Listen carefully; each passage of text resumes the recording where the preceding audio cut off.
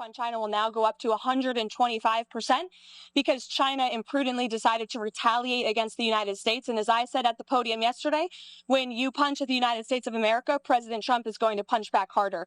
In that same vein, we have had more than 75 countries from around the world reach out to President Trump and his team here at the White House to negotiate better trade deals for the American worker.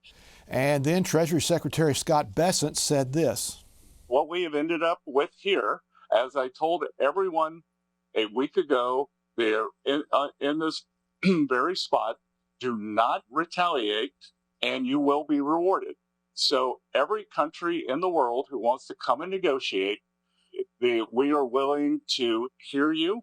We're going to go down to a 10% baseline tariff for them, and China will be raised to 125 due to their insistence on escalation.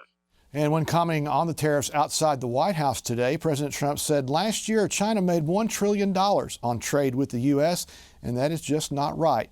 The financial market surged with the biggest gains in 5 years on the news of the 90-day tariff pause. The Dow closed up 7.87%, and the NASDAQ was up more than 12%. Following Monday's win for the Trump administration regarding the Alien Enemies Act ruling, on Tuesday, the U.S. Supreme Court handed down another win for that administration. The justices blocked a judge's order calling on the federal government to rehire thousands of fired employees. The court put a pause on Judge William Alsup's March 13th injunction, which required 6 federal agencies to reinstate thousands of recently hired probationary employees while litigation about the dismissals continues. Mike? Agree with you.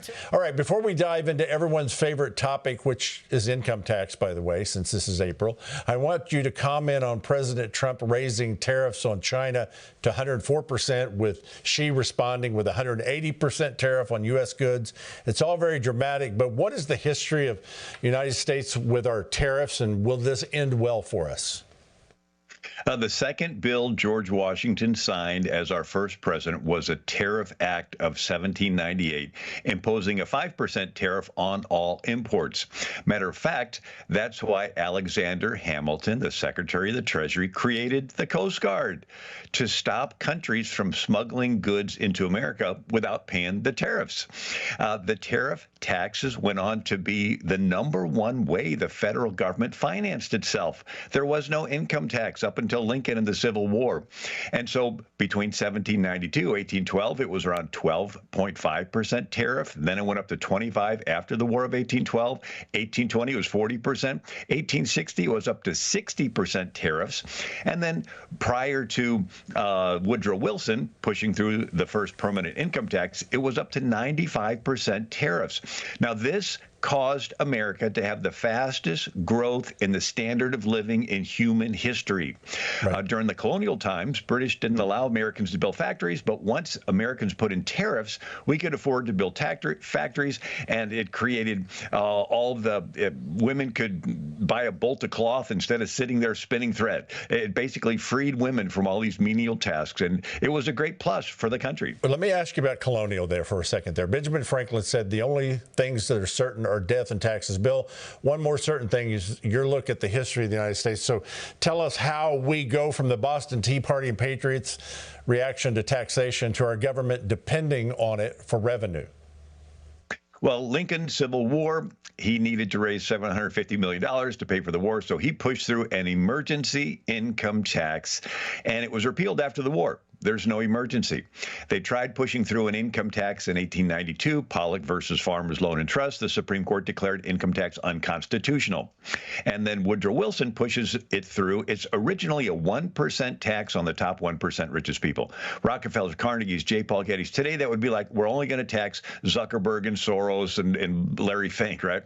But it was Franklin Roosevelt that expanded the income tax to the majority of the people.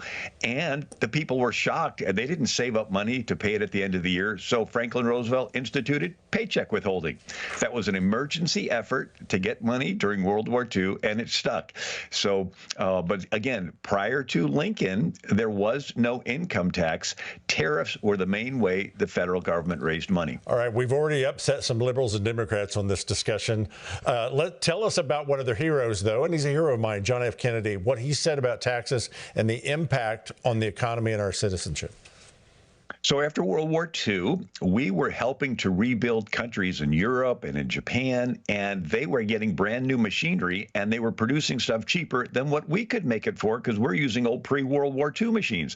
And so John F. Kennedy said, we need to cut taxes so our factories can keep more of their profit invested into machines. The workers in America, if we cut taxes, they'll have more money, and what are they going to do with it? They're going to buy stuff. And then the factories will have to hire more people to meet the increased demand, and it'll get rid of unemployment.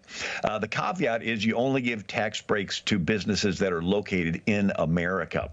But basically, Ronald Reagan adopted John F. Kennedy's tax plan, and it worked. And it spurred this economic growth in America. So finally, let me ask you this. How important would it be? We're under 30 seconds here. How important would it be for Congress to get Trump's tax cuts done?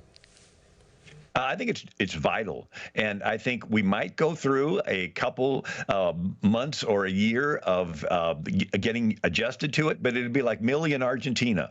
He cut a lot of the debt, and then after a while, it recovered, and now people are investing in Argentina. So we have to stick with Trump.